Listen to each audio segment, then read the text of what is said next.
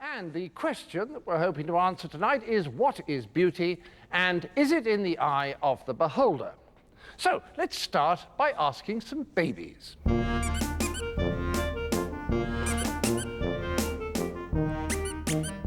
From our earliest days, we appreciate beauty. Research has shown babies spend longer looking at adults with smooth skin, big eyes, and full lips. I like this.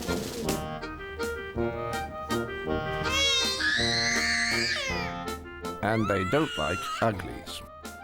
The fact that the tiniest babies are drawn to beautiful faces shows how much beauty matters to us human beings. For instance, the face I'm standing on this evening belongs to Elizabeth Hurley. Good evening. Good evening. And obviously, we wouldn't have asked Elizabeth to do the show if she looked like this. Beauty does matter. But the odd thing is, it matters even more than we consciously realize. You know, professionally and personally, it gets you in almost every door. If they think you're the most stylish man or the most handsome man, then related to work, then wonderful. It is a true fact of our society that looks are important. And anyone that doesn't believe it, no, these women that say, I keep a clean house, he loves me. No woman's husband ever came home and said, oh, the floor's immaculate, lie down, you hot slut. Never happens. All the studies show that beautiful people get better jobs and earn more money. Appearances even matter when it comes to getting the top job. For example, which of these two men would you vote for? In September 1960, John Kennedy and Richard Nixon appeared on radio and television battling for the presidency. I believe the programs that Senator Kennedy advocates will have a tendency to stifle those creative energies. I really don't need Mr. Nixon to tell me about what my responsibilities are as a citizen. People who listened to the debate on the radio thought that Nixon had won, but people who watched it on television disagreed. Nixon's sweat and his 5 o'clock shadow put them off, and they pronounced Kennedy the winner.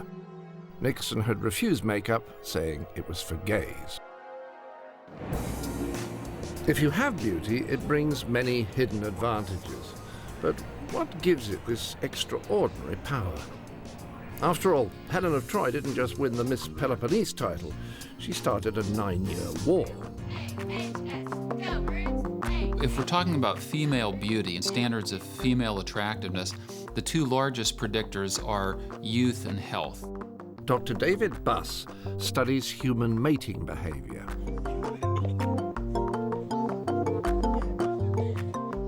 Things like clear skin, smooth skin, full lips, because lips, most people don't know this, lips get thinner as you age, and so full lips is a sign of youth, also a sign of health. Stephen Marquardt suggests there may be an age range of maximum beauty. There's a certain window during our life when we're most attractive, particularly women, and that's about between the ages of 14 and 24. That's they start menstruating at 14, they're ready to reproduce, and that correlates and coincides with their highest window of attractiveness, physically and particularly. Almost all scientific theories about beauty are based on so-called evolutionary psychology. The idea is that much human behavior is subconsciously driven by our animal past. For all our apparent sophistication, we are, deep down, creatures driven by a fairly basic biological urge to mate and to have offspring. But how well does this theory explain human behavior connected with beauty? Well, looking down at Elizabeth's face makes me think of makeup. That's enough of that. Human beings have been using makeup for over 4,000 years, so they must have developed some inkling of what they're trying to achieve with it, what buttons they're trying to press. Even in ancient Egypt, women were already using the same techniques they do today. They enhanced their eyes with coal and used iron and copper ores to decorate their face. Dermatologist Dr. Vale Reese thinks makeup has one main purpose. Well, makeup really tries to minimize any discoloration of the skin, any irregular contour, and then better allow attention to be drawn to certain features, such as the eyes or the lips, which we as humans want to accentuate, or at least in women at least. You put on the base to sort of even everything out, and it's like making a flat, clean canvas, and then you start painting. So how do we paint features and why? Well, eye makeup can make the eyes look bigger and therefore younger and sexier. Also, darkening the upper lids can produce so-called bedroom eyes. Why do bedroom eyes exist? Why do we associate that with sexiness? It's because in the last stage of sexual encounters, a moment or two before our orgasm, one of the muscles that keeps the upper eyelid up relaxes and the eyes begin to droop. So someone who has bedroom eyes, in a sense, looks like they're always on the verge of orgasm. That is, we're extending... They have a permanent characteristic that reminds us of the way we look at that particular moment without just even thinking about it. Next, lipstick. Psychologists argue that when you get aroused, your lips get fuller and redder, and that's what red lipstick is trying to mimic. When people are sexually aroused, the psychologists tell me, the lips, for example, will not only get larger, they become engorged, there's more blood in the lips, so they actually get a darker color. You read Desmond Morris on that, didn't you? Yeah, some of it. Yeah. Well, I didn't know whether all of that was right, but what I was talking about is just the fact that... Yes. I think a lot of rubbish. You think it's rubbish? Absolute rubbish. He said that women do red lips because it's mirroring the red vulvas of chimpanzees when they're in heat. Yeah, well, that's obvious, bollocks. isn't it? Some evolutionary biology may be bollocks, but I do believe that makeup helps advertise fertility by emphasizing youth and health. And the link between beauty and health turns out to be much closer than I'd ever imagined. Just look at those hurdlers.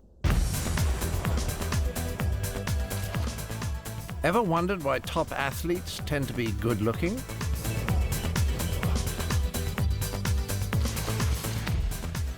Professor John Manning is doing research which links looks with running ability, and he's doing it here by measuring ears. 8.02. Well, our research is concentrated on athletic ability and what the face tells us about that. The link which ties athletic ability to beauty in Professor Manning's research is symmetry. It's 68.77. Whether the two sides of your face are the same or very different seems to affect your running ability. And his left ear is 67.62. Runners with asymmetric ears run more slowly than runners with symmetric ears. And this is not a question of wind speed and aerodynamic aspects of the face. So what's going on here?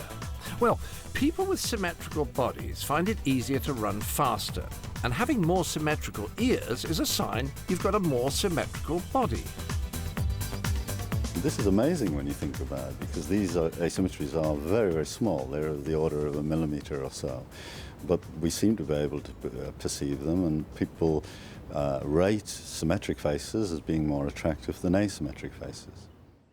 Do you agree? How do you prefer me? Normal like this? Or symmetrical like this? And what's the big thing about symmetry? Well, it all begins in the womb. We all start off looking like aliens, but we're programmed to grow symmetrically. So, if all goes well, we turn into pretty symmetrical adults. But things can go wrong. Now, obviously, a symmetrical face is typically a healthy face. But if you have a parasitic infection, or if you have congenital malformation of some kind that's distorted your face, it's going to produce an asymmetry. And when you detect something asymmetrical, it's no longer attractive, and you don't want to mate with it. What neurologist Dr. Ramachandran is saying is that if you're unfortunate enough to have been infested with a parasite, such as a tapeworm, and it's residing inside you when you're growing up, then this will affect not only your bodily health, but also your face. If you have a parasitic infection, you may not be very fertile. For all of these reasons, it's best to avoid an asymmetrical face. And this may be one reason why you have this repulsion. So you recoil from anything that's deformed, asymmetrical, distorted. Because it could be dangerous. Because it could be dangerous. In a more primitive sense, the face advertises health. Okay, any doctor will tell you one of the first things they teach you in medical school is to look at the face. In Stephen Marquardt's study, the faces ranked good-looking were more symmetrical. The less attractive faces were less symmetrical. And the grossly asymmetric induced a feeling almost of repulsion. It's this innate reaction to faces that Hollywood has exploited. You'll have the clear-complected individual as the hero. And then any skin defect can be used by filmmakers to identify to audiences, watch out for this one. So that skin really becomes a reflection not just of health, but of moral content. It's true that people with bad skin are not evil. I mean, you and I both know that rationally. Yeah. But they have done studies to show that if they would take subjects and have them interact with someone who is clear-complected or interact with someone, say, with acne scars or a large scar, that there was more hesitation, there was more concern, more fear associated with the people that did not have normal skin or good skin. What Pythagoras realized is that plants and animals grow according to fairly precise mathematical laws. It's not just chance that flowers unfold in beautiful patterns. And the Greeks found the patterns were based on a particular geometrical ratio. But it wasn't until the Renaissance that an Italian did the maths. He figured out that the key to beauty was the ratio of 1 to 1.618. And yet, and you're not going to believe this, 1.618 actually works. Do something like measure the distance from the floor to your navel, and then from your navel to your head. If you're well proportioned, the ratio should be 1 to 1.618, and that ratio is seen all over the beautiful body. That's everything that we can say about beauty that's universally true. So now we need to look at all that stuff about beauty being in the eye of the beholder, or in this case, the beholder being in the eye of the beauty. In other words, stuff that varies from place to place and from era to era. Yes, folks, we're entering the world of fashion.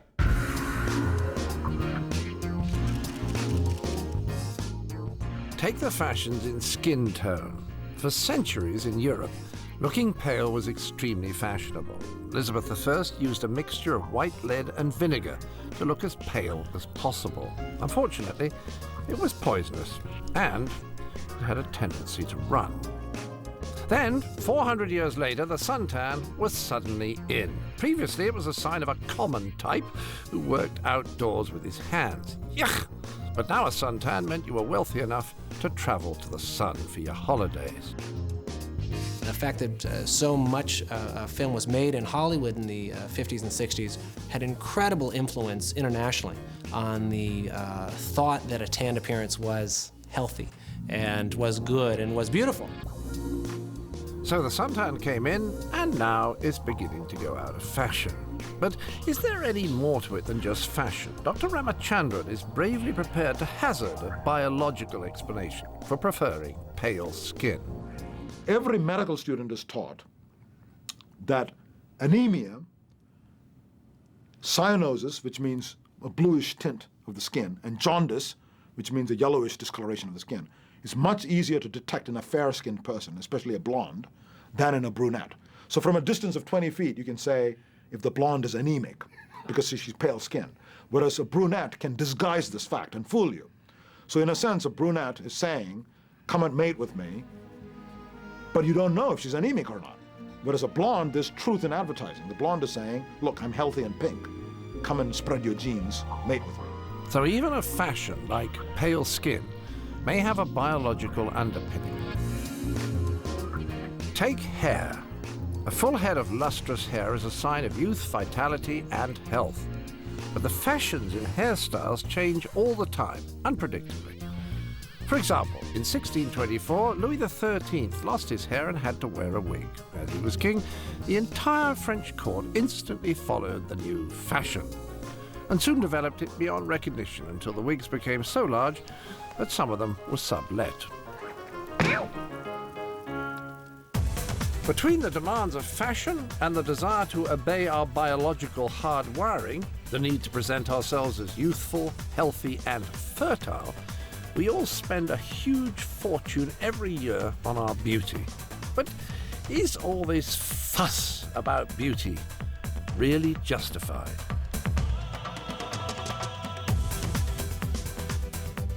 Well, for young people, it makes a lot of sense. Essentially, what they're looking for is pretty basic. When you're young, you don't care about mental beauty. My mother would always try to fix me up with the lady at church's daughter who was a great piano player. That's the last thing I wanted to do. Made her own clothes. Exactly, made her own clothes. Isn't that wonderful? She likes to read. Oh, great, Mom. I can't wait. So I was looking for a beautiful, a beautiful girl who was the prom queen. Exactly. I didn't care if she had a brain or not. I was just attracted to beauty, and young people are attracted to beauty. So when you're young, looks are really important. But what happens when you grow a little older? When people are seeking a partner, a serious one, not a himbo or a bit of fluff, some flibberty-gibbet for a bit of fun on a Saturday night. So, what are the things that we're really looking for in a long-term partner? My study of 37 cultures looks as about physical attractiveness as third or fourth in importance. Men, when they're doing mate selection, they look for partners who are intelligent, who are kind, who are understanding, who are dependable, who are attractive, but also who are healthy and emotionally stable. There are a large collage of characteristics that come into play in long-term mating that don't really come into play in short-term mating. Thank you, darling. It's beautiful. Good, good, good. Is the other one for me, too? No, that's for my mistress. Mistress? Mm-hmm. You have a mistress? Mm-hmm. You never told me. It's not important. I didn't know you had a mistress. Oh, I see her only, every 2 weeks? It's not important. It's only for sex. Just for sex. Well, who is she? Anyone I know? She's a showgirl. Morris has one, too. Your business partner has a mistress? Mm-hmm. They're in the same show. Pass the soap, please.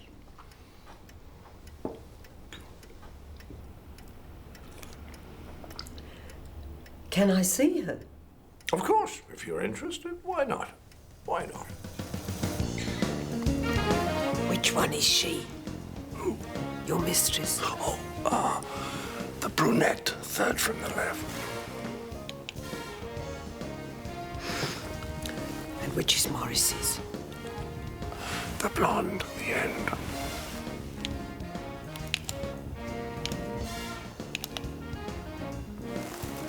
Ours is better. A man doesn't have to be good looking. A man needs personality and a big wallet. We all know this. Look at these men who marry these women. These little short, and they've got these gorgeous women, and they really think the girl likes them?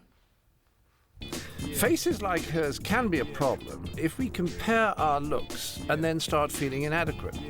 Even attractive people sometimes find themselves doing this. There's just posters of beautiful people everywhere. No one ugly. Beauty used to be rare. Now it's everywhere. And that's not helpful. In ancestral times, in small group living, a man wouldn't have encountered very many attractive women. Basically, there would have been a dozen to 2 dozen potential mates to start with, only a few of whom would be very attractive. And now we're surrounded by it. Now we're surrounded by thousands and thousands, in some cases millions, of potentially attractive partners. And what that does to men is that it decreases the commitment that they feel toward their regular partner. And then they look at the models, they look at the regular mate, and they think, there's a better mate out there for me. And even if you're lucky enough to be one of the beautiful people, there can be disadvantages. For example, if things come too easily, you may end up wondering if your looks are all there is to you. When I was quite young, my father, he said, you know, Candy, he said, it's the beautiful women who are unhappy. It's the beautiful women who commit suicide. And I went, geez. Well, I hope I don't get to be beautiful, because that's going to be like a sort of death sentence. And he was sort of putting it, to say the least, rather dramatically, by way of saying it's really hard if you sort of hit 45 or 50, and then you think, oh, I have no personality. I'm going to have to make it on something else now. And then it's really hard to find a personality when you're that much older, because where do you look for one? You can't sort of borrow it. You know, I always thought that I'd be a much more talented actor if I had a broken nose and I was a foot shorter. I just thought if I had that kind of squat burly thing going, I think I would be a lot more advanced in my technique of acting. And that's because of the shaming that goes on. Because the shaming. Go on. The shaming. When you feel that shaming of maybe that you are too good looking. And it's a little bit of a gift anyway that you can't really take credit for. I mean, it pisses me off when they say I'm pretty. Well, what word would make you comfortable? Seriously. Rugged. Rugged? Rugged. I've always wanted to be rugged. Well, would you like me to punch you now, live on please? television? Settle all these problems of yours. No. And then you can become a seriously good actor. I could just see this program coming out now. Fucking hell, look at me. Oh, that guy's always fucking pissed me off. You know. Somebody once said that beauty is the passport to success, but it's not a passport, it's a visa. It expires. And if you've built your life on your beauty, what do you do when you begin to lose your looks? Well, you start thinking about plastic surgery. I had my eyes, the bags taken out from under my eyes. I had a full facelift. I had breasts lifted, and I had a face peel. And I'm looking for anything else.